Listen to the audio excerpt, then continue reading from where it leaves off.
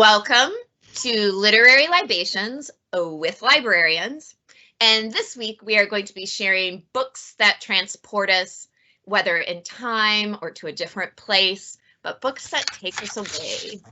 If you are interested in getting your hands on any of the titles that we share, your quickest way is probably to contact your local branch of the Monroe County Library System and speak to the staff there, and they'll be more than happy to assist you. If you'd prefer to do it yourself and you're interested in a physical copy, you can request hardcovers, paperbacks, CDs, audios on CDs, and large print through our online catalog, and that web address is on your screen now. If you are interested in one of the titles that is available through one of our digital platforms, you can do that by going to the app or to the website. And we have two of those. The first is Overdrive, and Overdrive's app is called Libby, and Overdrive offers downloadable ebooks and downloadable audiobooks and also magazines now. And there's also Hoopla, and Hoopla offers downloadable ebooks, audiobooks, and also movies, music, and graphic novels. The great thing about Hoopla is you'll never end up on a waiting list. If you see a title there, you can download it immediately. And with us this week, I'm Jennifer Granuski, and I'm the branch librarian at the Dundee Library. And our introductory question this week is, if you could actually transport yourself through space and time to anywhere you wanted, where would you go? And so I put some, rules on this, because I would like to go back in history, but I'd only want to do it momentarily. Because I gotta admit, I kind of like modern day conveniences and sanitation and the rules that women can have and do now that you wouldn't be able to. But if I could do that and just go back real quickly and then come back, I think I would choose to go to a Shakespeare performance at the Globe Theater, just to be able to experience it. Because, when you first think about Shakespeare, you're like, ooh, everybody's going to be all uptight. And then as I learned in college classes, Shakespearean performances, any theater performances back then, were like raucous, rowdy celebrations, all sorts of stuff going on, like outside the theater, in the back of the theater. So, maybe I'd pay the extra money to go try and sit with the wealthy people, but I want to keep an eye on what's going down in the hoi polloi to see what's happening. And if I could choose any of them to go and see, I didn't check the time period and when he was writing for the Royal Theater and when he would have been at the Globe, but if I could choose any of them, I'd choose Macbeth, because that's one of my favorites. I just think it's incredible. And yeah. And to actually hear people, not think that Shakespearean English is unusual. Well, but to just be like, yeah, we totally get it, laughing at all the jokes and everything. That's the thing I was going to say. It's like Shakespeare was not high society. No. Like, it's dirty. Yeah. Yeah, if you really know what he's saying. And when I was a teacher, that was kind of one of my supporting points. Like, you need to know what Shakespeare is, and you need to know how to read it, and you need to know the cultural references.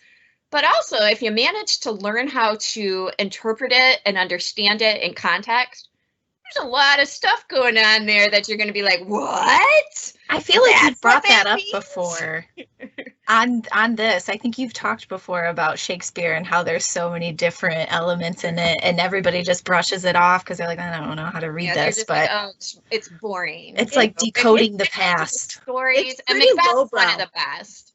I mean, murders and ghosts and Lady Macbeth is pretty incredible as a female character during that time. I mean, there's a lot of angles you can take with that. I won't get into that. We can go into, literary critiques later some other time. But I love Lady Macbeth. I think she's a fascinating character. So that's where I would go. Also with us this week, we have Kristen Brown, who is a reference librarian at the Bedford branch. And if you could transport yourself anywhere in space and time, Kristen, where would you go? So I also thought about this in context of being a woman, because I love doing research on history, but history hasn't really been that kind to women. And so I love 17th century colonial American history, but I would not want to go back to that time point. So I ended up going with like the mid 60s. I couldn't like really pinpoint it, but I would do mid-60s, probably California, right at like that golden age where, you know, all the counterculture was happening. Like if I could go back and go to a Dylan concert, a Bob Dylan concert, like that would be amazing because I'm super into Bob Dylan. And I think I was thinking about this, like, why specifically would I want to go to a concert? And I think it's because now we don't have that, like we haven't had that experience in a while. And so I just feel like that would be such a crazy thing to be in that situation and feel all those energies. And I feel like that time period is kind of comparable to what we're going through now. There's a lot that's on the cusp and there's a lot of movements that are happening and awareness that's happening. And I mean, there was a lot of traumatic and horrible things that happened in the 60s, but that's what I would do. Go to a Bob Dylan concert and just hang out with a whole bunch of people. That would be pretty awesome. I mean, I'm not a big crowd person, but to see Bob Dylan in person in his prime, although his prime seems like it's lasted a really long time, Right. would be pretty amazing. Yeah, even just like a small or a large, like anywhere would be great. Thank you, Kristen. Also with us this week, we have Jen Mccarty, a reference librarian at the Ellis branch. And if you could transport yourself anywhere in space and time, Jen, where would you go? Well, since you stole my answer. I did. We talked about it beforehand, and I was like, she said she was going to the globe, and I was like, no, that's my answer. So she was nice and changed. So the Jennifers today are on the same wavelength, because I also probably would have said either Macbeth or Hamlet as the play that I wanted to see. So just saying, the Jennifers, we have a plan today. That's right. Back up.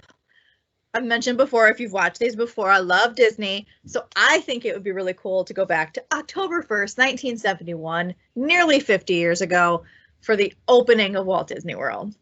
Some of my favorite rides still to this day were there.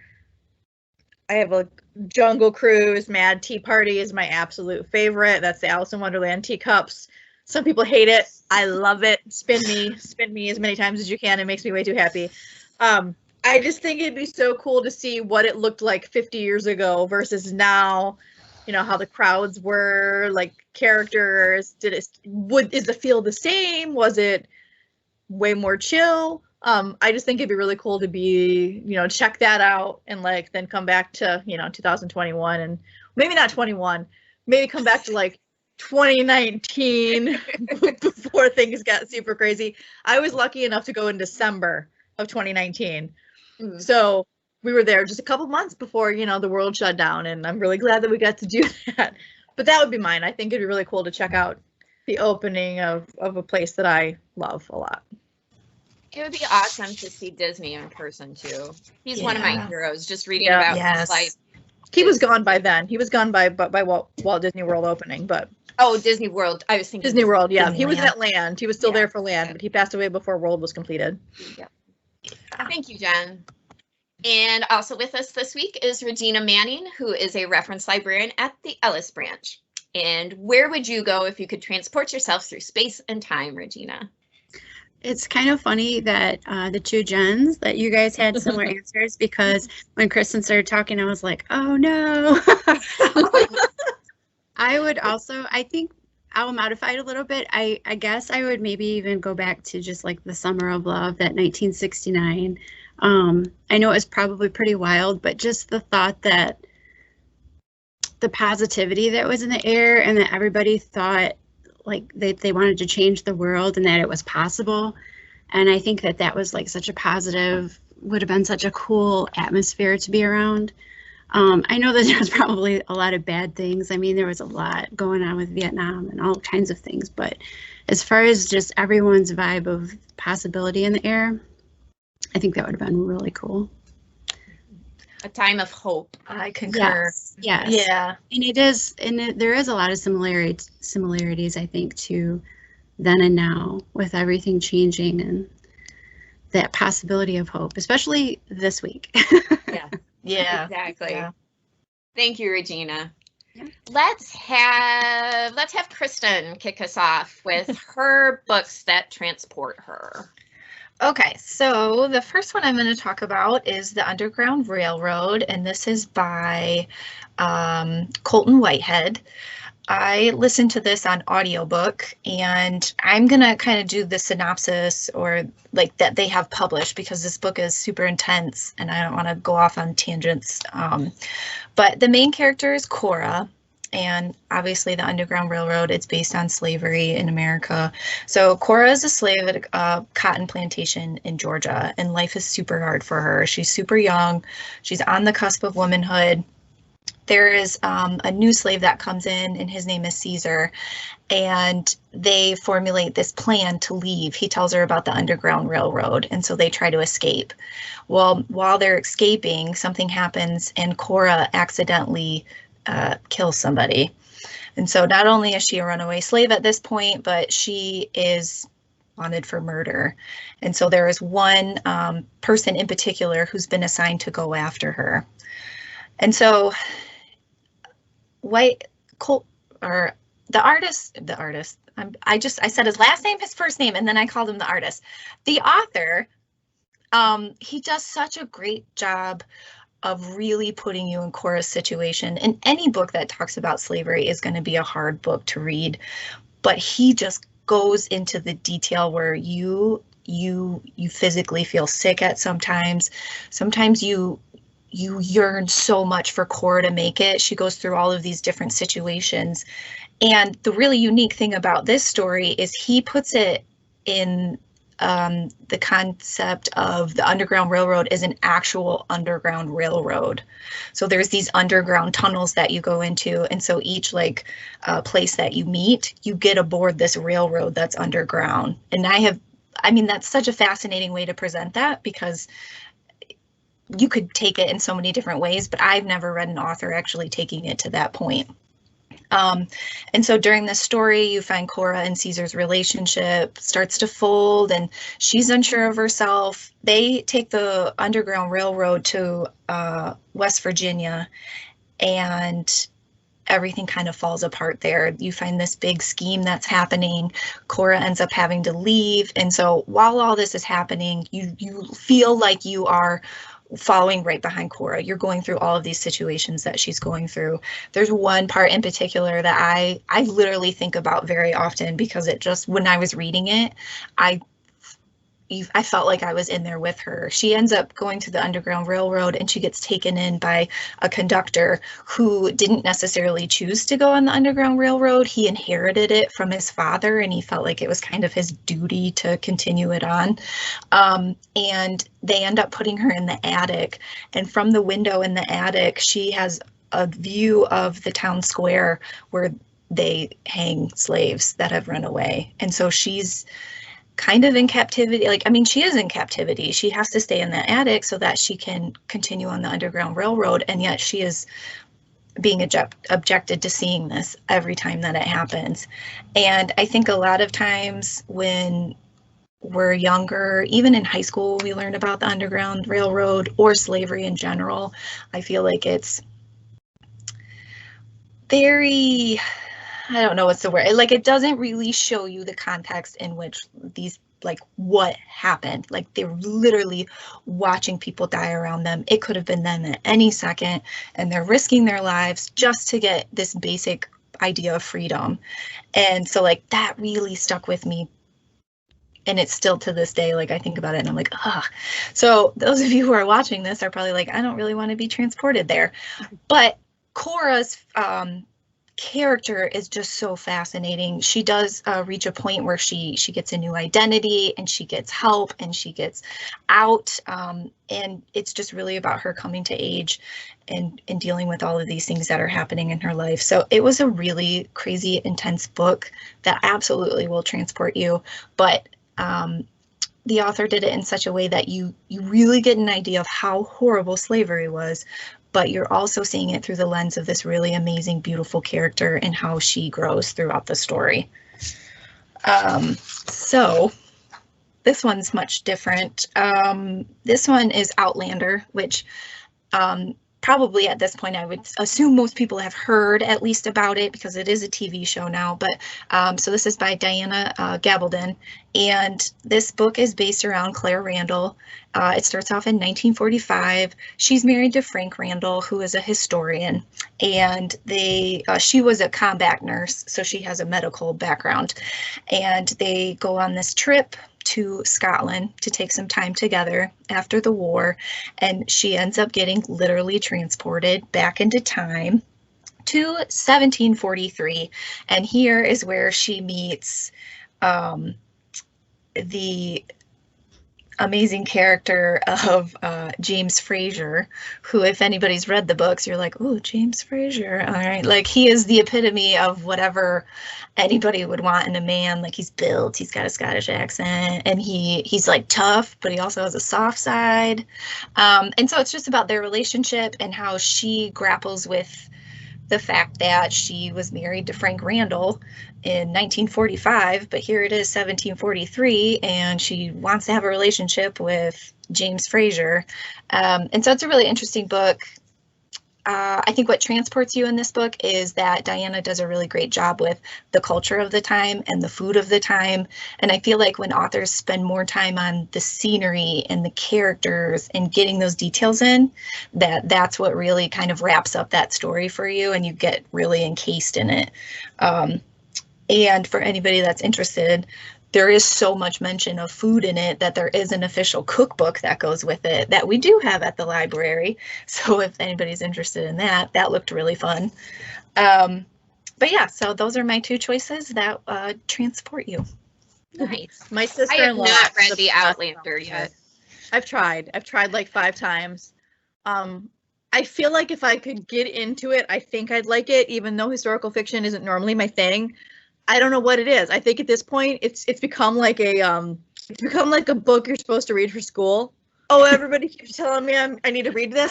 I don't want to. I will say so there's like 12 books in the series.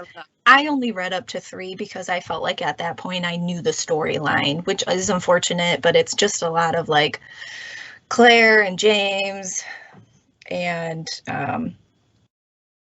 like they come apart, they come back together, something bad happens, they have to separate, they come back together. And so that personally wasn't where I wanted a series to go, but book 1, I liked book 1. So someday I'm going to do it. Yeah. Thank you, Kristen. And let's have Regina share her transporting titles next. The 2 books I chose, they're very different, but the first one is called Unseen Messages, and it's by Pepper Winters, and it's actually classified as a romance, and actually kind of an erotic romance. So I just should warn you, there is a little bit of some racy stuff in there, but some people who regularly read her actually didn't really like this book, and I think because it is different, because it explores more of the relationship, not just between the 2 lead characters, but there's a couple children. The plot of the book, when you first meet the characters, they are getting ready to travel, and they're trying to get to the same spot, and there's all these different things that happen that interfere with that. So you're learning about the characters and all the different things, where they're at in their lives and things that are kind of going wrong. And so against everyone's better judgment, they take this really small plane that winds up crashing on this island. And so only 4 people survive, a man, woman, and 2 children who are not their children. No one knows each other except the siblings. And so they are forced to figure out how to survive on this island. And it's everything from, they're there for a total of like 4 years. So at first they have their clothes that they landed with. They find a few things from the crash, but they have to figure out how to create, everything from toothbrushes to figuring out how to get clean water, figuring out how to get their own food. It's complete survival.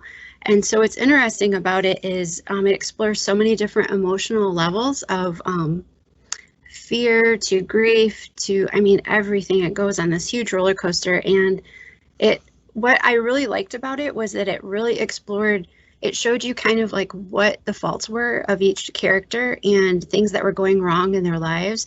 and take away everything that they knew about society, and they're in a totally different place, and they have to like figure out exactly who they are and what they want out of life. So it really forced them to examine themselves and who they are as people. And throughout the book, there's different things. The characters write messages in the sand. They realize that to help the children, they write messages to different people, and then the water kind of comes and washes it away. There's different things like that. So when it says unseen messages, it's kind of like everything from your instincts, like what brought them to the airport and why they got on that plane even though they shouldn't have, to all the different signs within people of looking for different messages and figuring out what they mean to you and how to follow them and to follow your instincts. So it was really, I mean, it's just such a really deep story. And when they would talk about being on the island, it just felt so much like you were there. Like you just could totally picture what the weather was like, what things tasted like, you know, she did a really good job. So I like that it was a really exploratory, not just about survival, but about just relationships and instincts. I thought it was really good as far as like the characters developing. And I mean, you can kind of equate it. It was kind of interesting that I read it this year because with everything happening in the world right now and COVID-19 and everything, I think for a lot of us, it has changed what our perception of reality is and what our society is like and what we really want or what we really need. And our relationships have developed and how you keep those happening. And so I think it was really interesting that how the parallels of everything. And so my next book is called Maybe, and it's the full story. It's called Maybe, a story about the endless potential in all of us. And it's a children's book that's written by Kobe Yamada. And the illustrator is Gabrielle Broche. I don't know if that's exactly how you say her name, but such a beautiful, beautiful book. Even though it's a children's book, I would love to just buy everyone in world a copy of this book. But I mean, really, it's the kind of book you can give to people. It explores the idea that you are the only you that exists in the world. You are the only one that will ever exist in the world. And you are unique in the whole entire universe. And what your potential is, that you have all this potential in you. You can do whatever you want. And it's such a beautiful story, and the illustrations are so pretty. And it just, when I read it, I was so deep into just the illustrations then. I know that can happen in children's books pretty often, but it's such a beautiful story to go along with it, not just for kids, but for everyone to remember that you are the only you that exists, and that's a beautiful thing, and that there's so much potential in all of us, and to always remember that. So it's a really, really cool book. That makes me want to cry a little bit. That sounds It's so awesome. good. And I I have know. not read this book, but it just reminds me of that hope that you can be the light, that who's the amazing poet who spoke at the inauguration, Amanda Gorman. Yep. That theme that comes through that says you have more in you than you probably know, and are affecting the world in ways that you don't even recognize. Exactly. Exactly.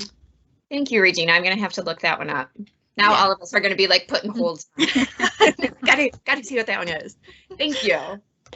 And let's have Jen share her transporting reads. So mine are both in the fantasy realm, because that's where I live. I live in the fantasy world. So they're very different, but they're both fantasies. So the first one is Furies of Calderon by Jim Butcher. If you are a longtime listener or watcher of Literary Libations, you've heard me talk about Jim Butcher. He's came up multiple times for his Dresden Files series. This is another series that he wrote that's pure high fantasy. I mean, it's Lord of the Rings, Game of Thrones. It's high fantasy. But I love this series. And I love it because it totally takes you to this world.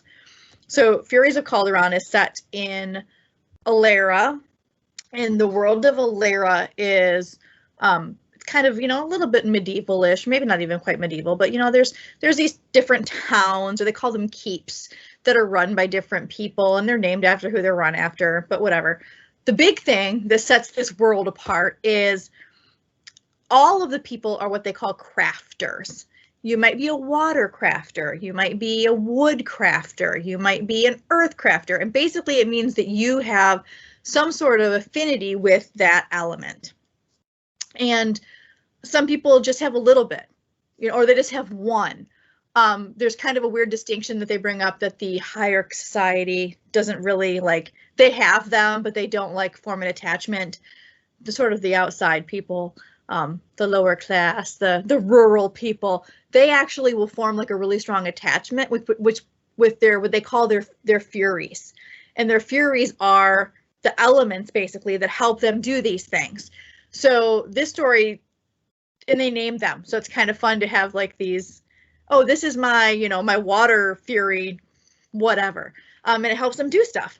So this particular story follows Tavi, who is a young man in the first book, and he is being he's an orphan. He's being raised by his aunt and his uncle, who are siblings. His uncle is the head of this, it's called Bernard Keep. His name is Bernard. This head of this little village, it's, you know, kind of his, he's in charge of it. His aunt is a talented water crafter, and it's really cool all the different things they can do. Like, so she can heal with water. Water, if she's by like a person in water, she can get a good feel for their emotions. Bernard is a skilled earth crafter, so he can break boulders and he can have his Furies help him do big, you know, dig ditches. And it's kind of, you know, if you've seen Avatar, it's kind of like that, the, you know, water bending, earth bending, but this time it's crafting. But what's special about Tavi is Tavi doesn't have any Furies, and no one in the world has 0. So this kid is like this weird anomaly. Like, how do you have no crafting ability whatsoever?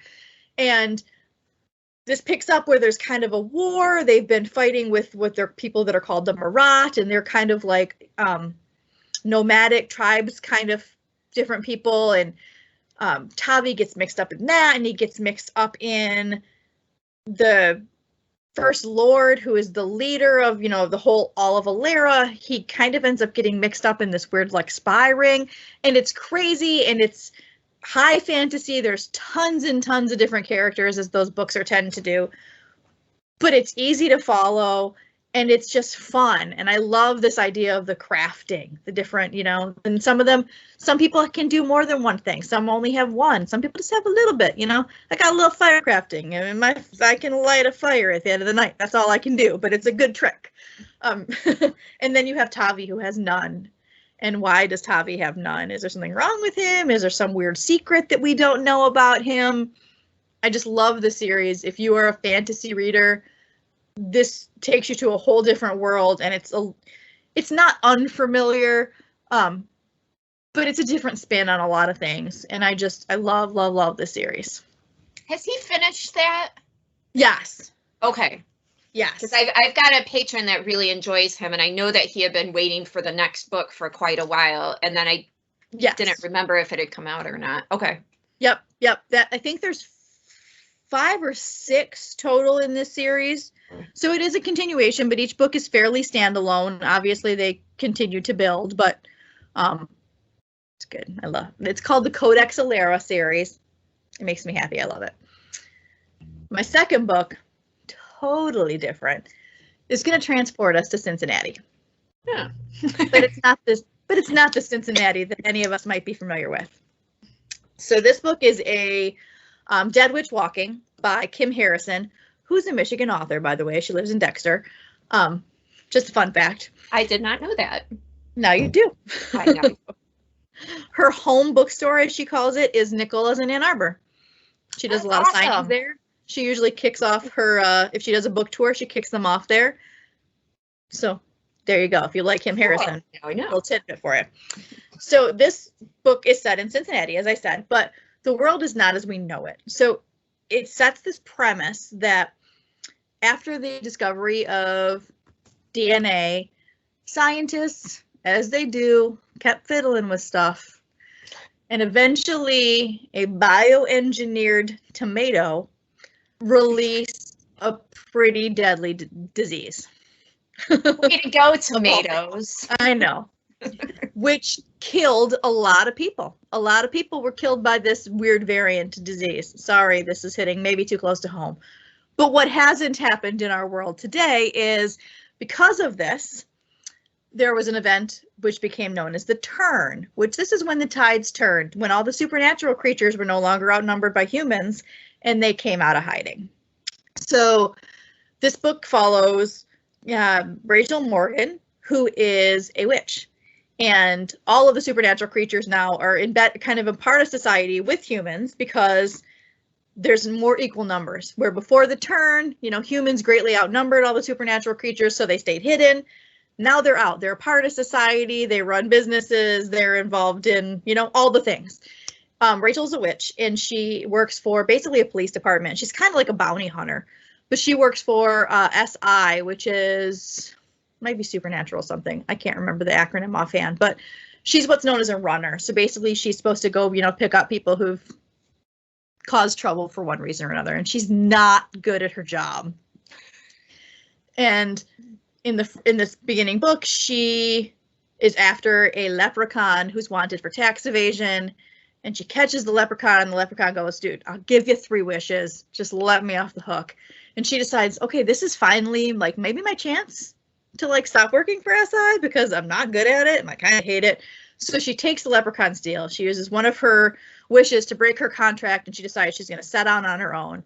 But unfortunately, because she sets out on her own, she takes 2 people from SI with her. One is a vampire, one is a pixie. Literally, he's a little man. And the vampire's name is Ivy, and she happens to be one of the best people in SI, and so Rachel's boss is mad. And this book follows Rachel basically trying to come up with a really, really big collar to get SI off her back so that she can have her own life and do her own business in this weird kind of our world, but not our world. And Ivy, who's the vampire, and Rachel, who's the witch, and Jenks, who is the pixie, set up shop together, and they form their own little business. And it sounds crazy, and it is.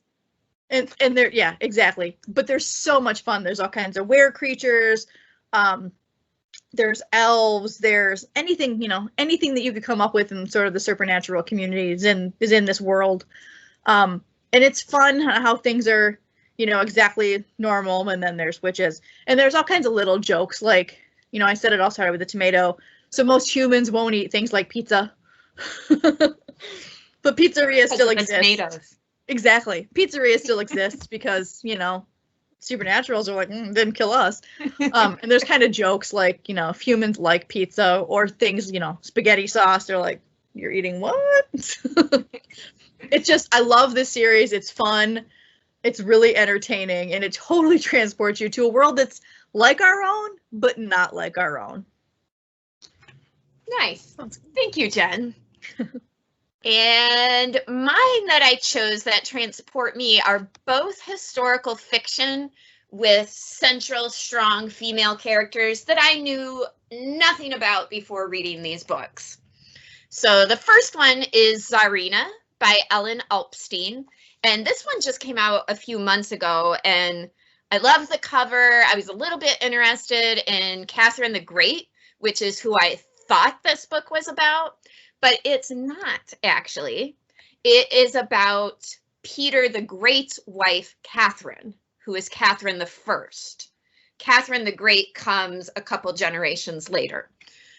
So she starts, it's fascinating. And there's Peter the Great apparently wrote a lot of letters. So there's a lot of history about his court.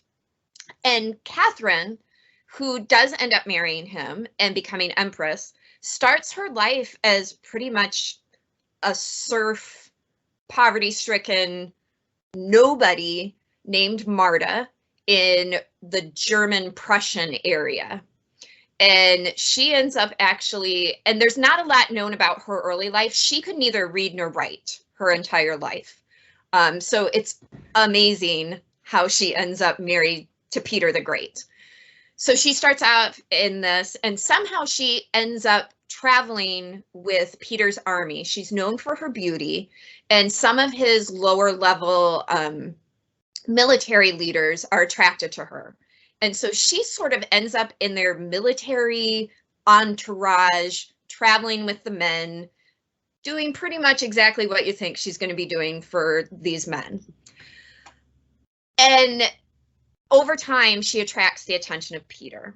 Well, Peter has a previous wife who he decided he hated because she had an affair, and he sent her off to a convent, shaved her head. Basically, she's a prisoner, but he had a son with her.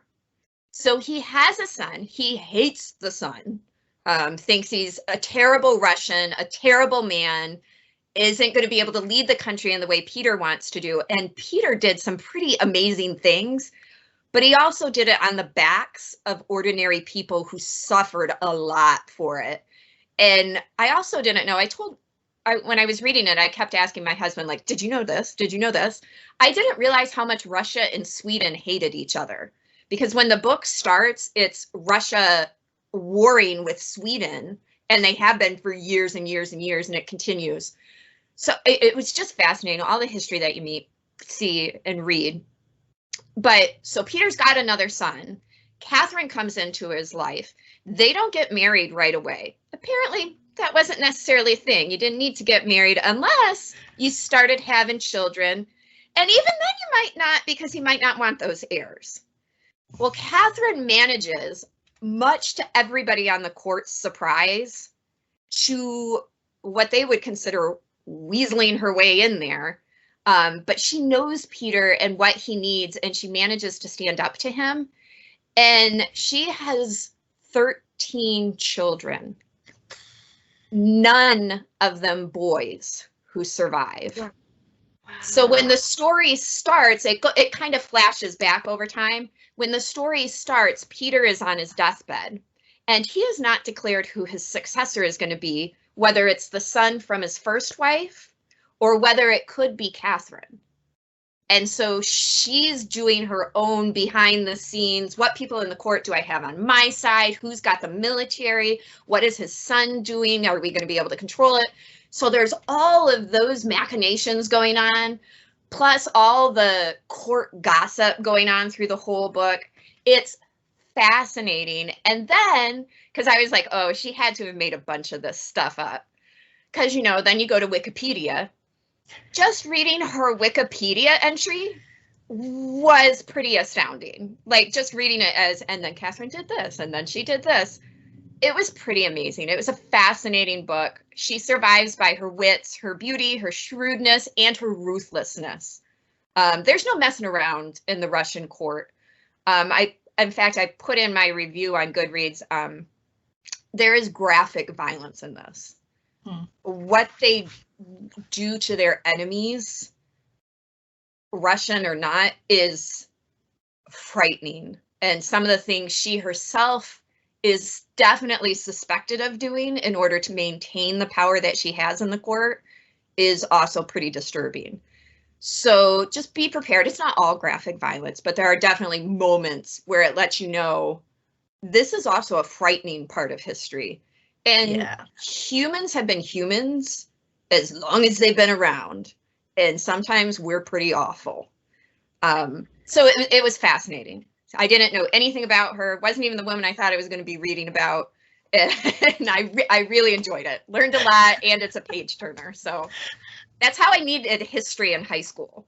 Like, people should have just given me like a historical fiction book and been like, okay, now go through and do the research and find out what's really history and what's fiction. And I think I would have learned more than I did otherwise. Now, I'm sure that's more on me than on my teachers, who were all fabulous. But history is hard to grasp, I think, in high school. It just seems so separated from your own reality. Well, I feel like it would be more interesting if they focused on the women in history, because women had to do some crazy stuff in order to survive and succeed. Men, it was like, no offense, men, but it was like, oh, hey, I'm just, I'm the heir. Here I come. Though, history education goes along with, like, kind of what you said with the Underground Railroad. It's so like, here's the facts, but we're not really going to elaborate because you don't want to know. Give you this much. Yeah, we're going to give you a little bit, like, and that's, I think, we don't teach the really gory, interesting facts of history. Well, and so you don't get that date. Yeah, you don't get that sense that they're people. Like for Yeah. Peter the Great, what did I know about Peter the Great? He conquered a bunch of stuff and he built St. Petersburg. That might have been all I could tell you. The actuality of building St. Petersburg on the banks of a almost always frozen river in the 1700s destroyed people's lives. Yeah. But it is beautiful. But it was fascinating to just even get that little part of history in this book where you're like, oh yeah, I never really thought of what that would cost. People, yeah, like people building that. Right. A lot of times we just are like, It wasn't just like, oh, beautiful. hey, he built St. Petersburg, you know, like by himself overnight. Right. He was like, I want it to be. Yeah. Ta-da! Yeah. No. So, I think yeah. sometimes we appreciate history more as we get older, because when we're young, you kind of can't relate to all of it. So as you get older and you relate and you can put it together, you're like, oh my gosh. So I Yeah. think it hits a little bit home And as you get older. especially I think when you do like get to the less narrated characters, the women, the minorities, the maybe indigenous people that are not the ones generally writing the histories. Right, Then you get- exactly. That's when you get the all juicy behind stories. the scenes. You find out this is what was really happening. Like, Yeah. here's your overall view, but here's what it really was like. Right. Yeah. And my other one is Madame Tussaud, who I knew, had some wax museums named after her. But I guess I never realized that she also was a real person. I think I just always thought like the wax museums were just called that because somebody had somebody in their family that was like, yeah, let's name it after grandma. We'll call it Madame Tussauds.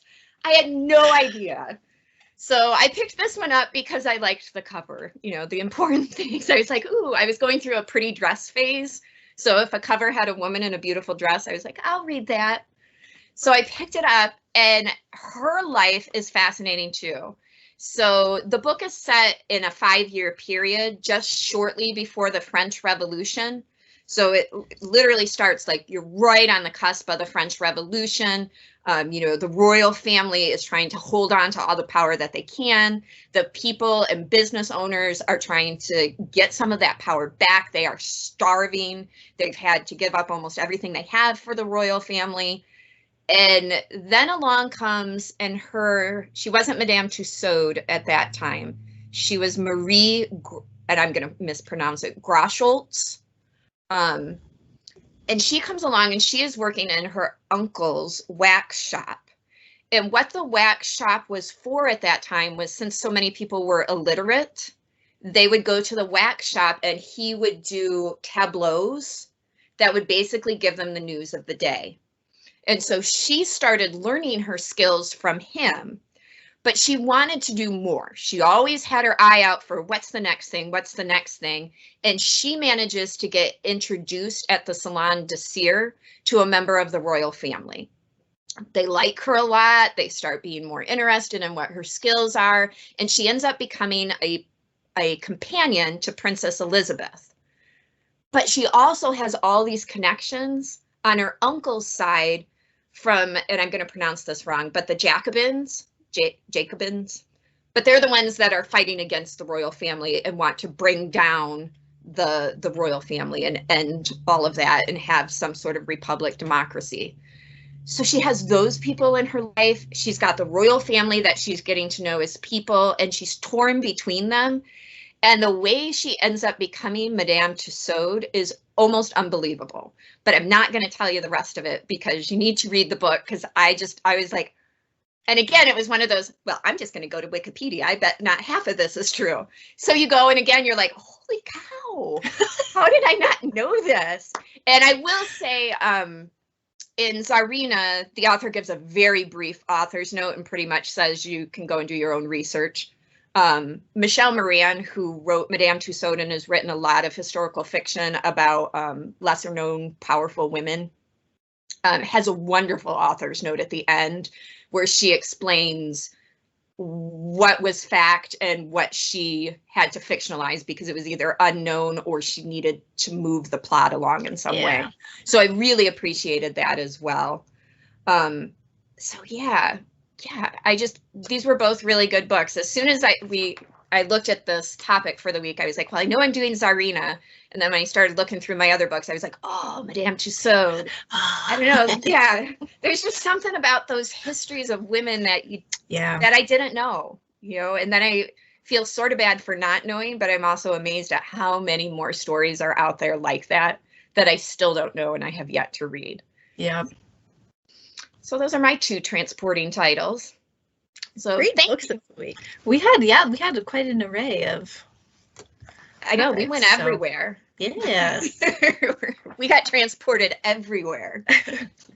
All right. So thank you to all of you for participating this week. Thank you to those who listen. And next week we are talking about nonfiction books that changed us in big or small ways. So we will be discussing those next time. Thanks again. Have great weeks. Bye.